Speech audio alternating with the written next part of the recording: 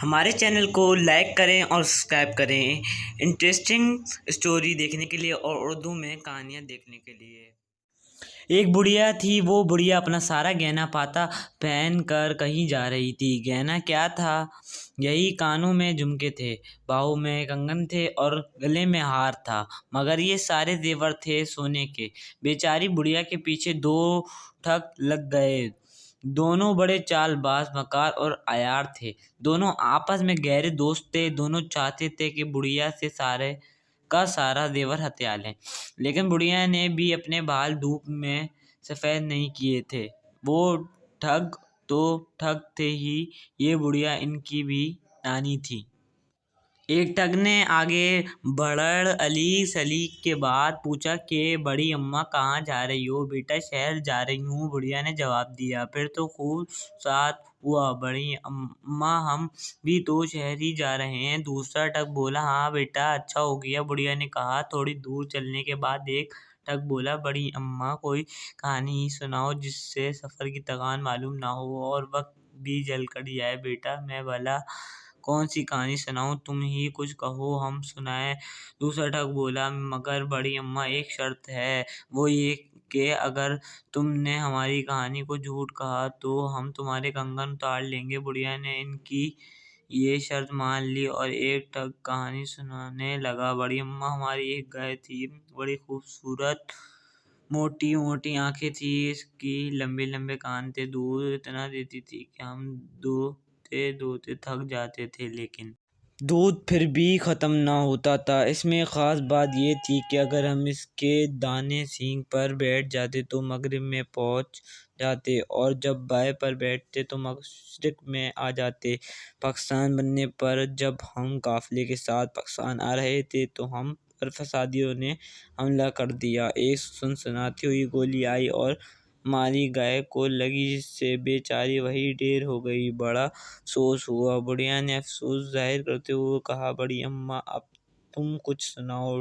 ठग ने तीर निशाने पर ना लगते देख कर कहा, मैं सुनाऊं? बुढ़िया ने कहा, अगर तुमने मेरी बात को गलत जाना तो तुम्हें 100 रुपया देना पड़ेगा। ठगों ने कहा, हमें मंजूर है। तो फिर सुनो बेटो, जब मेरी शादी हुई तो मेरे वालिद ने एक बैल भी मुझे जहेज में दिया। बड़ा अच्छा बैल था, किसी को कुछ ना कहता था। एक दफ़ा यूं ही बार कैद में कोई दूसरा बैल इससे लड़ पड़ा। ऐसा लड़ा कि हमारे बैल के माथे पर अच्छा खासा ज़ख्म हो गया। हमने बेहतर इलाज कराया, लेकिन ज़ख्म न बढ़ सका, वरना खुदा का यूं हुआ कि बनबले का दाना इसके ज़ख्म में कहीं से गिर गया। होते होते वो अच्छा खासा पौधा बन गया। इसमें ऐसी नफीस कपास लगी थी कि तुम्हें क्या बताऊं। वो कपास हमने जमा करनी शुरू कर दी। इतनी कपास जमा हो गई कि अब घर में जगह ना रही। घर घर हमारे बैल के चर्चे होने लगे। बड़ी बड़ी दूर से लोग इस अनोखे बैल को देखने के लिए आते, इसकी कपास को देखते और तारीफों के पल बांध देते। हमारे पास इतनी ज़्यादा कपास हो गई है कि संभालना मुश्किल हो गया। हमने इसे बैलों को काटना शुरू किया और इसका कपड़ा लता बनाने लगे। कई किस्म के कपड़े बनवाए जिनमें केस भी थे। इनके केसों में से 2 केस कहीं चोरी हो गए। बेटा खुदा झूठ ना बुलवाए, ये है जो तुम ओढ़े हुए हो वही है जो चोरी हुए थे। मेहरबानी करके ये केस उतार दो। दोनों ठगों ने अपने केस बुढ़िया को दे दिए और करते भी क्या, शर्त जो थी मजबूर थे। हाँ तो बेटा, बुढ़िया ने फिर कहानी का सिलसिला शुरू किया। हमने इसके बाद में से मिल मिल के थान बनवाए। मिल मिल के थानों में से एक थान गुम हो गया। ये जो तुम्हारे पगड़ियाँ हैं इसी थान की हैं, ये भी उतार दो।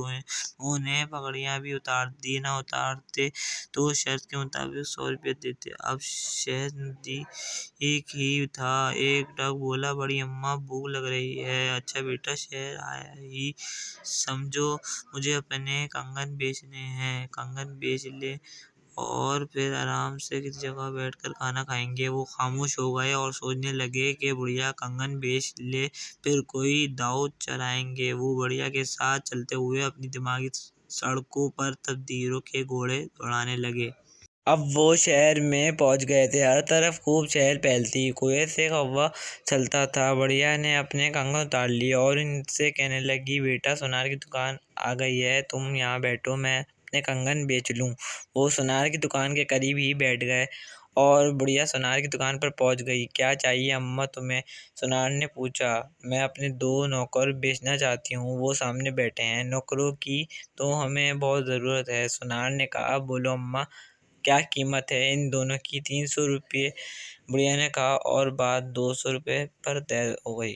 मैं नौकरों से पूछ लूं कि इनमें से एक बिकना चाहता है या दोनों? बुढ़िया ने कहा और फिर बुलंद आवाज से पूछने लगी, बेटा, एक बेचूं या दोनों? इधर से जवाब मिला, अम्मा, दोनों बेच दें। एक को कहाँ रखेंगी? बुढ़िया ने 200 रुपये में दोनों ठगों को सुनार के हाथ बेच दिया और इनके पास आकर कहने लगी, बेटा, तुम यहीं बैठो, मैं तुम्हारे लिए खाना लेकर आती हूँ, कुछ मिठाई भी लेती आना अम्मा, दोनों ने कहा। और बुढ़िया अच्छी बात कहकर 9 2 11 हो गई। थोड़ी देर बाद सुनार ने इन्हें बुलाया और दरिया झाड़ने का हुक्म दिया तो इनकी हकीकत को मालूम हुई और उन्होंने कहा, अरे वो तो हमारी भी नानी निकली।